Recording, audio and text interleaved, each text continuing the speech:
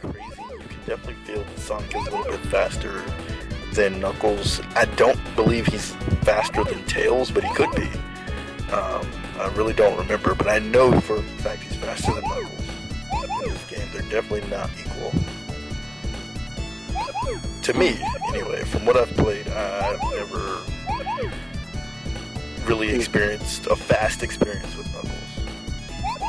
I always thought that they always had the same speed, and the only difference is, like, in terms of jumping, like, Knuckles has the shortest jump, then I think Tails might have the biggest jump, because he can have the ability to fly, so he needs a actual good range of his jumping height to actually reach up to higher platforms. Because when I always play through different playthroughs as Tails and Knuckles, that they always feel the same as Sonic, but the ability to glide or fly. Mm-hmm. Which is why I'm guessing why a lot of people like these characters in this game to play a lot.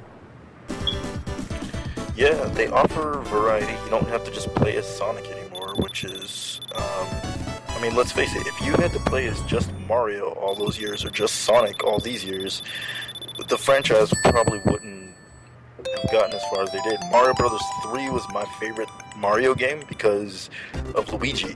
And I always picked Luigi just because he was different. And that may be the reason why green is my favorite color today, just because of Luigi. But same thing with Sonic. I really got into the series when they introduced Tails. That's why Tails is my favorite character, just like Luigi. It's just like when they add the other characters on, it's like, wow, they really do care about the franchise. They're giving us more of a good thing. I cannot stand it when people say the extra characters are annoying or whatever. Yeah, their personalities maybe, and definitely sometimes their voice acting, but them as a character are kind of what makes the franchise the franchise. So basically, the characters, adding more characters into the franchise brings much more of a continuum. And that without the characters, there would be not much more of a Sonic franchise as it is now. Right. So with Sonic 2 and... So with Sonic 1, it first started off with just Sonic alone, and then Sonic 2 came up with Tails. So if there was no Tails in Sonic 2, you don't think that it would have been much of a great game? I think it would have been okay for a sequel. It definitely would have been doable, you know, but eventually going that route, it just would have worn off. I'm sorry, but it definitely would have. I think the main reason is, you know, Sonic's attitude alone gives him so much depth, but his attitude towards other characters, just imagine if they didn't have Dr. Robotnik. You know, just like, come on. Oh, they need a villain. Right, exactly. So it's like... But it's this, the addition of other characters. Who should really be into the main series and who shouldn't be? Over the years, I mean, later on down the line, yeah, I do agree that maybe some characters didn't need to be there. But me personally, I like them all. Yeah. But... yeah, I could definitely agree with that some characters probably don't need to be there. There's a few characters that I don't even know about that I just recently found out about. Yeah, since these classic games were the most popular, so they would obviously accept Tails and Knuckles in any other game. So what do you think to the other characters that's being in the future Sonic games after Sonic 3 and Knuckles, when people say they don't like these characters and that's how really much the hate started? Well, the thing is, if they would have followed a pretty decent formula, they would have kind of stuck to one thing instead of trying something new every year. Since, Sonic Heroes pretty much, they would have, I mean, of course this dates back before Sonic Heroes. You have the Chaotix team and you have, you know, the addition of Knuckles and Metal Sonic and Amy, but things kind of got out of control just after Sonic Adventure, where it's like, whoa, we get a new character every game, you know? Yeah. It's like, what's going on? And for me, I loved it, but for other people, I could see where it's like, oh man, come on, this is not Sonic and Friends, this is Sonic, you know? Yeah, very true.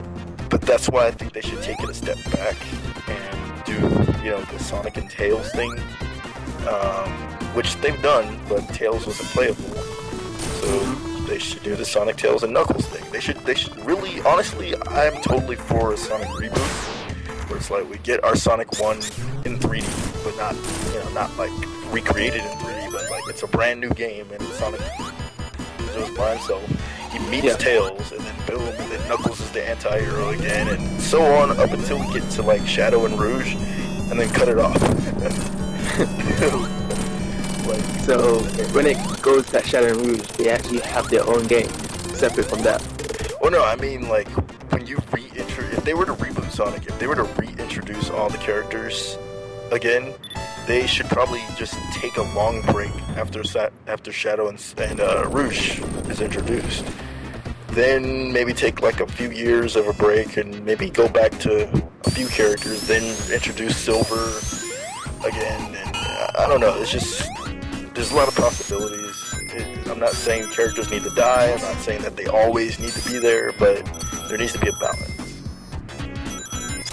Yeah, that's true. To me, the balance started with Sonic 3 and Knuckles, because each character was optional, they were different, and it really didn't matter which one you chose, because,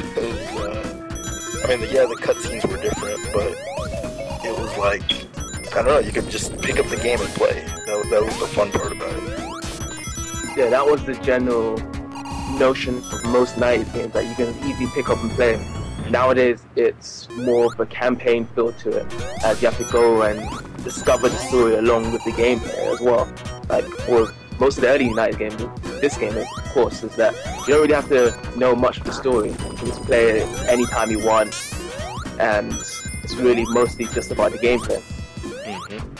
Because we don't really even need to really talk about the story, but many people are still interested about the story because, if you're like a really huge Sonic fan and really love this game so much, as a lot of people do, they do want to look at the story of this game as well. But going back to what you said about optional characters shown in Sonic 3 and Knuckles, do you think that was the biggest fault in many other future Sonic games, that characters were not optional, they were just given to you directly with the story? Well,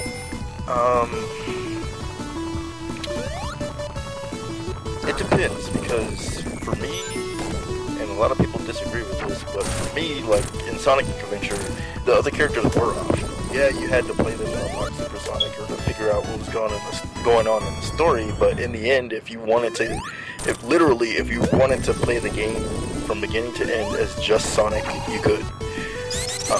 In fact, even today, when I go back and play Sonic Adventure, I can just choose just Sonic.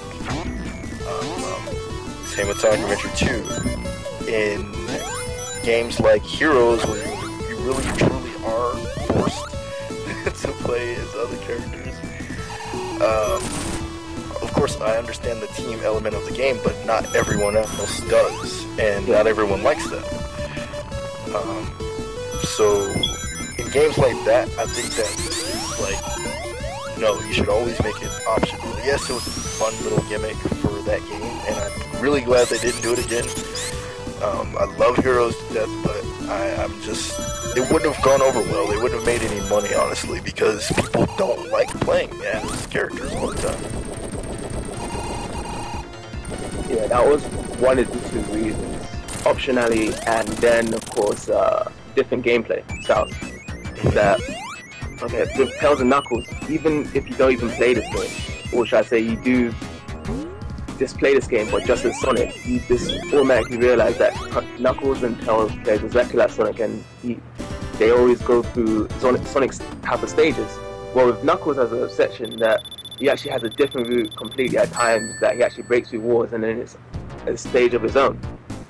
Right. But Tails is pretty much going through Sonic stages, but with just the flight ability or different pathways. Now, starting from Sonic Adventure 1, as we've done with our playthrough, that all the characters have different routes to their gameplay.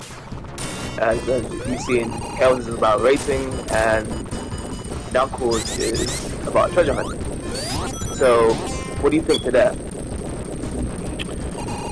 Those added, you mean as far as the added gameplay elements from the 3D games?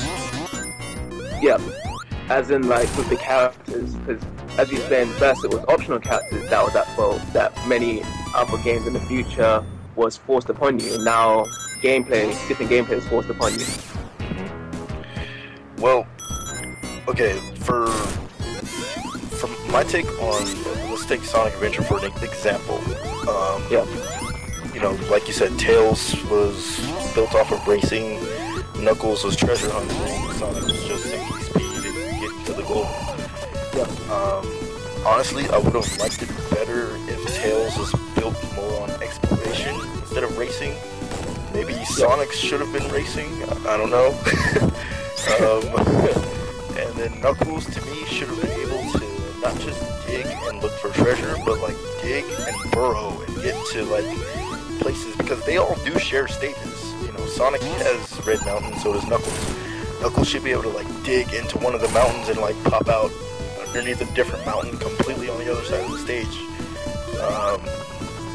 To me, that would have been like, whoa, you know, that would be pretty cool, because that's what echidnas do, they dig. You know, so why not make him dig and do something really explorative, while Sonic is more action stage and tactical, and then Tails is like up in the air somewhere being explorative, not necessarily racing. Amy's was pretty cool because she was running for her life. And then Gamma's was shooting, which I liked, but little broken mechanics, but I loved it. Big's fishing, love-hate relationship, because his is kind of more like relaxed, chilling by the water, you know, at the beach, which is really cool. It's just like the time to relax in the game, but when you snap that stupid line, it's like, what the heck? It's like, why? Why did you have to ruin this peace and serenity of the fishing, you know? Very true. And just to point out, as you said, like, there should be more exploration routes and stuff, that you think that platformers in general should always keep this one type of gameplay style, because with all the 2D games, they always play the same motion, as in go from point A to B. And if you go to any other 3D platform, they actually try and mix it up, like they actually have difficult search and stuff and do whatever. Because with Super Mario 64, as it started off with, is that you can have some missions to collect 7 red stars and stuff, which you couldn't really do in 2D games. So like, do you think that 3D should actually always borrow elements from 2D games as such, or should it always be a new entity of its own, as in like have these type of exploration missions, as how Sonic Adventure did with the treasure hunting? Anything that you can add and just kind of test the waters with is, to me, a good thing, because like Mario 64 was amazing. It was an amazing 3D interpretation of how Mario 2D would be in 3D. It was amazing. It was perfect. And you know, it was a little different because he had hats instead of like the raccoon suit and things like that. But they actually did that in Mario Galaxy. But anyway, for like a game like Sonic, you know, Knuckles is a treasure hunter. That's who he is as a person. So Sega's like, we never really implemented that in the games, so they finally did. And, you know, I never complained about it because I always knew Knuckles is a treasure hunter, so he's gonna hunt for treasure. He can detect treasure. It was even in the movie, crying out loud. You know, What? That 1996 movie, Sonic the Hedgehog movie. Correct. He could detect treasure. He had a bag and he had a hat, and he could detect treasure. He would dig underground, and that's. So I imagine that he has a radar, just like he does in the adventure games. Yeah. You actually watched that movie the whole way through? I did. Wow. What? It's not different, the way how it was portrayed. Like, the way how they all did it, it wasn't that much of a good movie as expected. You don't think, well, for an anime, to me it was, and I hate anime, so to me it was impressive, because it actually held my attention, not just because it's Sonic, but I hate animes, and it actually held my attention. But that's just me. I think that they should have just done a movie that was pretty much based around either Adventures of Sonic the Hedgehog or Sonic the Saturday cartoon show. Because they actually had better voice actors than characters. I could agree with that. Definitely.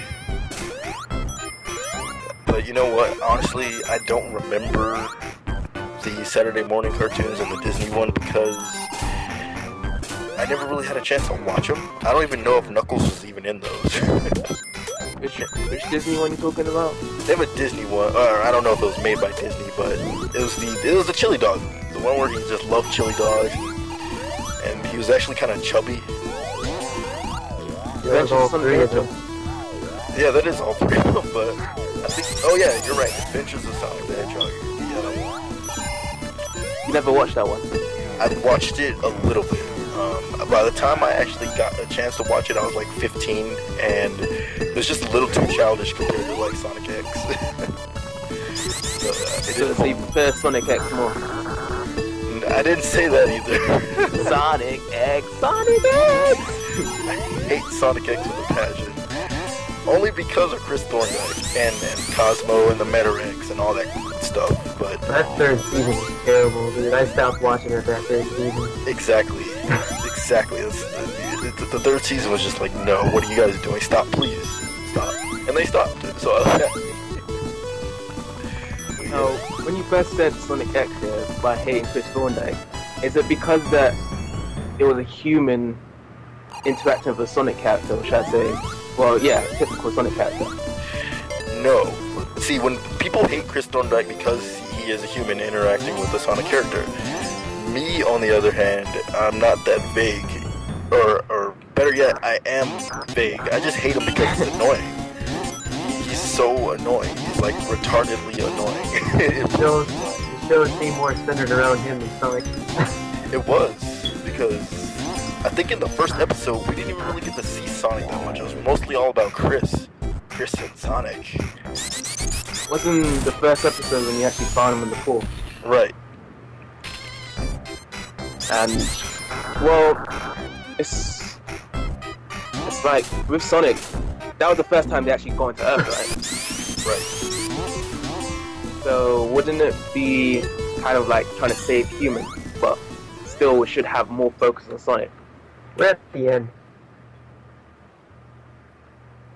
We're at the end? Yeah, it's gonna end now. Alright, so we're just gonna wrap it up. We'll Thanks for anyone that was still listening to the Sonic X little talk there. And once we get back into the next episode, we'll carry on through Carnival Night Zone. And hopefully we will be at the end of the Sonic 3 climax. So thanks for you guys being a guest.